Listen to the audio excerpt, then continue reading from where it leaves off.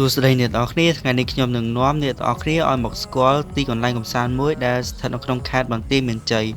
ហើយកន្លែងដែលខ្ញុំនឹងនាំអ្នកទាំងអស់គ្នាឲ្យស្គាល់នោះគឺភ្នំខ្លាកូនភ្នំខ្លាកូនមានទីតាំងស្ថិតនៅក្នុងភូមិខ្លាកូនសង្កាត់កំពង់ស្វាយក្រុងស្រីសុភ័ណ្ឌខេត្តបន្ទាយមានជ័យអ្នកទាំងអស់គ្នាអាចជិះហួសពីវិទ្យាល័យហ៊ុនសែនខ្លាកូនតែបន្តិចនោះអ្នកទាំងអស់គ្នានឹងឃើញថ្លង់ទ្វារចូលភ្នំខ្លាកូនគឺជាភ្នំមួយដែលបានកកើតឡើងជាយូរឆ្នាំណាស់មកហើយអ្នកបុរាណវិទូក៏បានរកឃើញនៅផូស៊ីលសាកសពសត្វជាច្រើនដែលវាជាប់នៅនឹងផ្ទាំងថ្មនៅទីនេះគឺជាគោលដៅទេសចរលំហែកាយថ្មីមួយរបស់បងប្អូនជាអ្នករស់នៅក្រុងស្រីសុភ័ណ្ឌពួកគាត់ចូលចិត្តមកទស្សនាគយគន់ទេសភាពនិងស្រូបយកខ្យល់អាកាសបរិសុទ្ធនៃធម្មជាតិព្រៃភ្នំឥឡូវនេះយើងក៏បានមកដល់ចង្កេះភ្នំហើយនេះក៏ជាផ្លូវមួយដែលយើងអាចដើរឡើងទៅខាងលើដើម្បីគយគន់ទស្សនាទេសភាពពីលើភ្នំដោយដែលអ្នកនរគ្នាបានឃើញអញ្ចឹងទិដ្ឋភាពនៅទីនេះពិតជាស្រស់ស្អាតមែនទែនបូករួមជាមួយនឹងសំឡេងសត្វស្លាបយំពេញព្រៃនេះគឺជារុក្ខជាតិម្យ៉ាងដែលដុះក្នុងព្រៃប៉ុន្តែផ្កាវាស្អាតមែនទែនផ្កាវាពើទឹកក្រូចស្អាតប្លែកតែម្ដងភ្នំខ្លាកូនគឺជាភ្នំមួយដែលសម្បូរទៅដោយដើមឈើជាច្រើនប្រភេទហើយនៅទីនេះក៏មានវត្តមាននៅសត្វព្រៃរស់នៅផងដែរដោយដែលអ្នកទាំងអស់គ្នាបានឃើញអញ្ចឹងនោះគឺជាសត្វស្វាដែលពួកវាកំពុងតែឡើងដើមឈើដើម្បីបេះផ្លែឈើធ្វើជាចំណីអាហារសម្រាប់បងប្អូនអ្នកដែលមកលេងនៅទីនេះភាគច្រើនពួកគាត់ចូលចិត្តដើរហាត់ប្រាណដើម្បីសុខភាពដោយពួកគាត់ដើរឡើងពី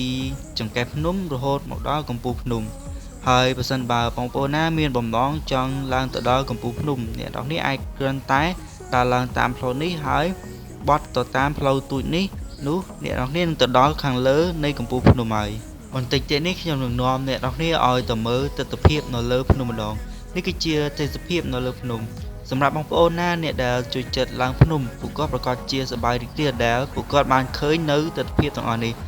ពិតជាស្រស់ស្អាតមែនទែនដោយដែលខ្ញុំបាននិយាយកាលពីដើមមកចឹងបូករួមជាមួយនឹងផ្ទៃមេឃខៀវស្រឡះអាគារផ្ទះដូចជាភ្នំផ្សេងទៀតនៅឆ្ងាយដាច់កន្ទុយភ្នែកយើងអាចមើលឃើញពីខាងលើទៅបានបន្ទាប់ពីអ្នកទាំងគ្នាបានទស្សនានៅទិដ្ឋភាពពីខាងលើភ្នំហើយឥឡូវនេះខ្ញុំនឹងនាំអ្នកទាំងគ្នាឲ្យទៅមើលទេសភាពនៅខាងជើងភ្នំម្ដងថាតើវាស្រស់ស្អាតប៉ុណ្ណាមកដល់ជើងភ្នំអ្នកទាំងគ្នានឹងឃើញរូបចម្លាក់ព្រះកេសព្រះព្រំដ៏ធំមួយហើយអ្នកនរគ្នាធ្វើដំណើរទៅមុខបន្តិចទៀតនោះអ្នកនរគ្នានឹងឃើញរូបចម្លាក់ដំរីមួយគូដោយគ្រាន់តែអ្នកនរគ្នាក្រឡេកមើលទៅខាងឆ្វេងដៃនោះអ្នកនរគ្នានឹងឃើញចម្លាក់ដែលគេបានឆ្លាក់នៅលើផ្ទាំងថ្មក៏ដូចជារូបចម្លាក់សត្វដំរីហើយនឹងមានរូបចម្លាក់មួយទៀតដែលនៅខាងលើនៅទីនេះតែខ្ញុំសង្កេតឃើញថាមានបងប្អូនជាច្រើនមកជាលក្ខណៈគ្រួសារមិត្តភ័ក្តិបងប្អូនអង្គុយលេងនិយាយគ្នាក៏ដូចជាគយគន់ទេសភាពព្រៃភ្នំហើយវីដេអូរបស់ខ្ញុំមានតែប៉ុណ្្នឹងឯងសូមអរគុណសម្រាប់ការទស្សនារបស់អ្នកទាំងអស់គ្នា